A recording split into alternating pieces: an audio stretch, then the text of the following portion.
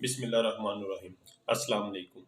मेरा जो आज का टॉपिक है इसमें मैं कुछ ऐसी बातें आपको बताने जा रहा हूँ जिनकी वजह से जो आम रूटीन में हम लोग इग्नोर कर जाते हैं और जिनकी वजह से एट द एंड जो कि जिस्म में गुर्दे होते हैं जो कि जिस्म के एक बहुत अहम अज़ा हैं। ऐसी कुछ बातें जो कि इंसानी जिस्म के गुर्दों को डैमेज करती हैं। इसमें मैं आपको कुछ 6-7 ऐसे पॉइंट बताऊंगा जिनके बारे में हम अपनी रोज़मर्रा की रूटीन में एहतियात करके गुर्दे डैमेज होने से बच सकते हैं। ये वीडियो मैं बहुत सादे लफ्ज़ों में बना रहा हूँ और ये वो बातें हैं जो कि हम खुद घर पे अपनी लाइफ रूटीन में मैनेज कर सकते हैं। सबसे पहली बात तो ये होती है कि जो इंसान पानी बहुत कम पीते हैं, गुर्दे हेल्दी रहते हैं पानी की मौजूदगी में। तो जब इंसान को डिहाइड्रेशन होती है, जिस्म में पानी की कमी होती है, वो नंबर 1 गुर्दे डैमेज करने का काज बन सकती है। आपको कैसे पता चलेगा कि आपके जिस्म में पानी की कमी है या नहीं? तो इसमें मैं आपको सादा लफ्ज़ों में ऐसे बताऊंगा कि आम रूटीन में फॉर एग्जांपल एक इंसान को 3 या 4 घंटे बाद पानी की तलब होती है, पानी की प्यास लगती है, तो आप उस वक्फे को कम करके हर 2 घंटे बाद पानी पीना स्टार्ट कर दें।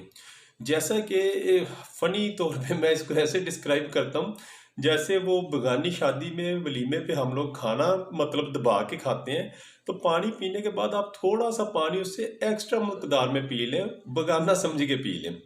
तो पानी अगर आप प्रॉपर पीते रहेंगे तो उसमें पहली जो गुर्दे ख़राब होने की, डैमेज होने की वजूहात है, पहली जो वजह है, उससे आप बच जाएँगे। जो कॉमन दूसरी वजह है गुर्दे खराब होने की वो है यूरिन रिटेंशन, पेशाब को रोक के रखना। आम रूटीन पे बच्चों में ये आदत बनी होती है, बड़ों में ये एक आदत बन जाती है ट्रैवलिंग की वजह से, या कुछ ऐसी सिचुएशन या कुछ ऐसी लाइफ रूटीन होती है कि आदत बन जाती है कि इंसान यूरिन तब करता है जब वो बहुत ज़्यादा इंसान को प्रेशर या बहुत ज़्यादा प्रॉब्लम या बहुत ज़्यादा डिले करके। तो मकसद कहने का ये है कि इंसान को यूरिन नहीं रोकना चाहिए। जब मसाना फुल होता है, यूरिनरी ब्लैडर फुल होता है, तो उसके जो बैक इफेक्ट्स किडनी की तरफ हैं, वो भी किडनीज को डैमेज करने का सबब बन सकते हैं। इस वजह से पेशाब कभी भी नहीं रोकना चाहिए। नंबर 3 इसमें जो आमतौर पे किडनी डैमेज करने की वजह बन सकती है वो है साल्ट इंटेक, नमक का इस्तेमाल। तो आम इंसान को अपनी लाइफ रूटीन में नमक का इस्तेमाल कम करना चाहिए, जो कि 1000 टू 1500 मिलीग्राम डेली का कंसीडर किया जाता है। अगर कोई हाइपरटेंसिव पेशेंट है, ब्लड प्रेशर का पेशेंट है, उसको तो वैसे ही नमक कम इस्तेमाल करना चाहिए, लेकिन आम रूटीन में अपने गुर्दों को हेल्दी वर्क करने के लिए आप अपनी लाइफ रूटीन में नमक का इस्तेमाल बिल्कुल लिमिटेड सा करें। नंबर 4 जो है ये बहुत कॉमन है और ये बहुत ही वो बात है जिसको हम लोग इग्नोर कर जाते हैं, बहुत लाइट लेते हैं, लेकिन ये बहुत बड़ी वजह है। आमतौर पे आपने जब देखा है किडनी पेशेंट फीमेल खास तौर पे घरों में इन्होंने एनएसएड्स टैबलेट, जिनको हम बोलते हैं NSAIDs, non steroid anti inflammatory drugs, उसमें टैबलेट्स आ जाती हैं, इंजेक्शन आ जाते हैं, और जैसा कि इसमें आइबोप्रोफेन है और नीम्स है, निम्सोलाइड वगैरह, पैरासीटामोल, ये सारे एनएसएड्स में आते हैं, डिस्पिन वगैरह। तो औरतों ने आम तौर पे एक रूटीन बनाई होती है कि अपनी नॉर्मल रूटीन का काम किया, थोड़ी सी थकावट हुई तो डिक्लोरान टैबलेट ले ली, जिसका फार्मूला डिक्लोफेनेक सोडियम होता है।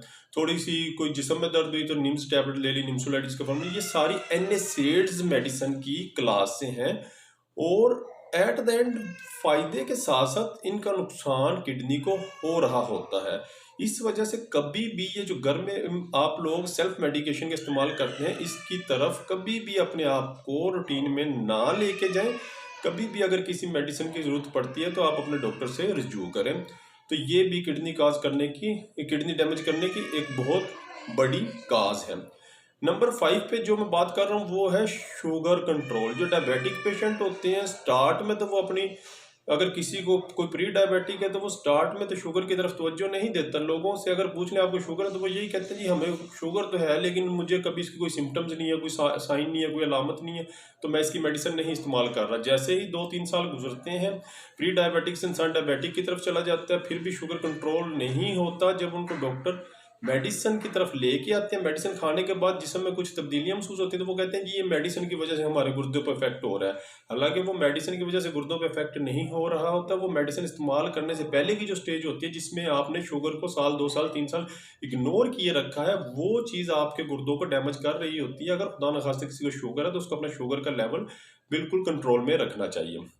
जो नंबर 6 पे, नंबर 6 पे काज है वो हाइपर टेंशन, ब्लड प्रेशर का बढ़ जाना। आम तौर पर जो नॉर्मल ब्लड प्रेशर कंसीडर किया जाता है वो 130/80 कंसीडर किया जाता है। और मेडिकल ये भी कहती है अगर ब्लड प्रेशर 140 से लो है, 90 से लो है, मतलब 140/90 या 140/90 है, तो आप उसको अपने लाइफस्टाइल चेंजिंग से ही कंट्रोल में रखें, ना कि मेडिसिन इस्तेमाल करें। अब बात ये आती है कि अगर पेशेंट कोई भी हाइपरटेंसिव है और उसका ब्लड प्रेशर इस 140/90 से भी ऊपर जा रहा है और वो अपने आप को कहता है कि मैं बिल्कुल ठीक हूँ, मुझे इसकी कोई सिम्टम नहीं है, लेकिन वो हाई ब्लड प्रेशर उसके जिस्म के बाकी अज़ा के साथ साथ गुर्दों पे भी अपने नेगेटिव इफेक्ट छोड़ रहा होता है। इस वजह से हाइपरटेंसिव पेशेंट को अपना ब्लड प्रेशर हमेशा कंट्रोल में रखना चाहिए। जो कंट्रोल रेंज है वो 140/90 से कम की है।